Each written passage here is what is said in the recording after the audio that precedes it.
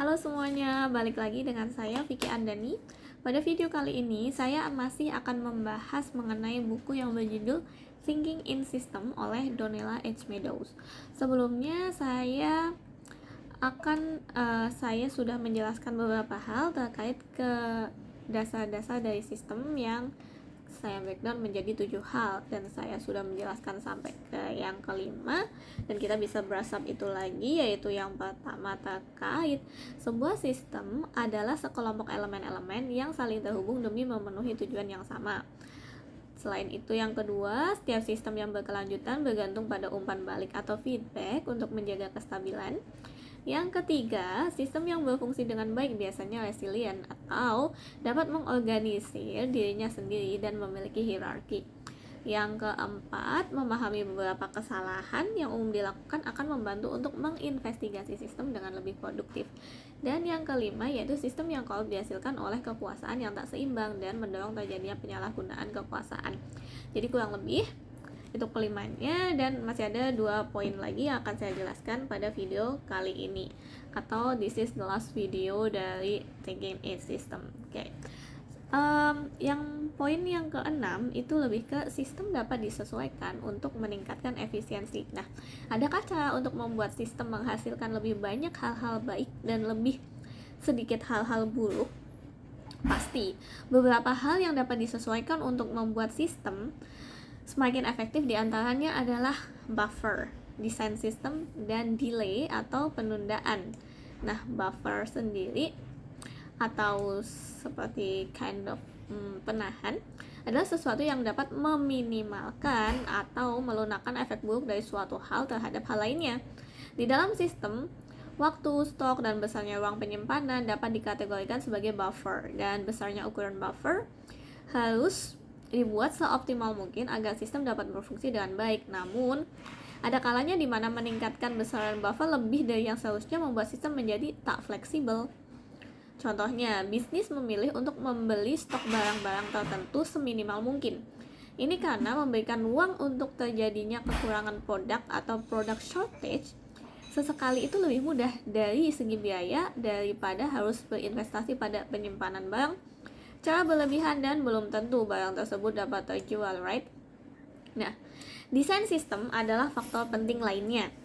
Sistem yang didesain dengan benar akan menghasilkan efisiensi yang maksimal, tak begitu terpengaruh oleh fluktuasi, dan memiliki pemahaman yang lebih baik terkait dengan keterbatasannya dan di mana letak titik yang menghambat atau bottlenecks. Contohnya, di masa lalu, satu-satunya jalan yang menghubungkan antara Hungary Timur dan Barat hanya melewati ibu kota. Tak ada jalan lain. Akibatnya, dengan kegiatan ekonomi yang semakin berkembang, penambahan lampu lalu lintas di jalan tersebut tak dapat banyak membantu. Sistem jalan di Hungary perlu didesain ulang secara total. Nah, faktor terakhir yang mempengaruhi sistem adalah delays atau penundaan, yakni waktu yang dibutuhkan oleh sistem atau aktor-aktor di dalamnya untuk menyadari akan adanya perubahan dan merespon perubahan tersebut. Adanya delay dapat menjadi sesuatu yang dimanfaatkan, akan tetapi saat delay pada sistem terjadi untuk jangka panjang, ia akan kesulitan untuk merespon perubahan yang terjadi pada jangka pendek. Maka dari itu, besarnya delay harus proporsional terhadap tingkat terjadinya perubahan dari sebuah sistem. Dalam kasus ekonomi global, dunia selalu mendorong untuk melakukan percepatan pertumbuhan ekonomi.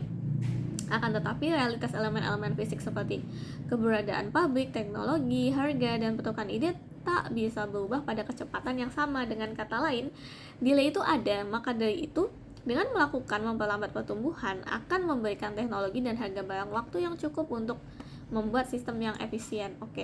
Dan yang terakhir atau ketujuh, yaitu memperhatikan cara kerja internal dari sistem akan membantumu memahami dunia dengan lebih baik.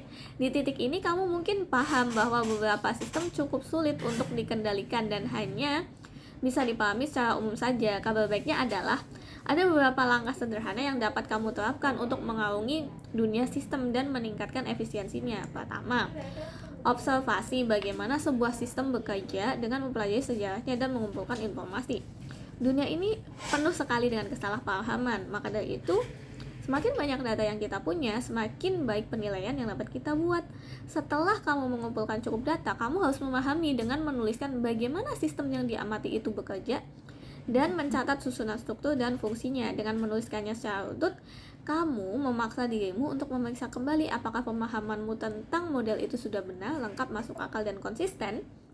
Nah, kedua, distribusikan informasi yang telah kamu dapatkan ke dalam sistem.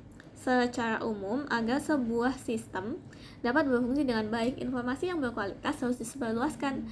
Semakin tepat waktu, akurat, dan lengkap informasi disebarkan, semakin baik juga sistem akan bekerja. Sambil melaksanakan proses ini, kamu juga harus memperhatikan faktor-faktor lain, baik yang dapat diukur maupun tidak. Ini karena manusia cenderung memberikan perhatian lebih pada angka dan sedikit mengabaikan kualitas karena angka pencapaian lebih mudah untuk diukur. Namun ingat, hal-hal seperti keadilan, demokrasi, keamanan, dan kebebasan juga penting, walaupun sulit untuk mengatur mereka secara kuantitatif. Nah, kunci lain yang dapat kamu pegang adalah perhatikan bagaimana sebuah sistem menghasilkan perilaku tertentu. Untuk menerapkannya, coba ajukan dua pertanyaan ini. Faktor internal dan eksternal apa saja yang dapat menghasilkan perilaku tertentu? Dan apakah faktor-faktor ini dapat dikendalikan?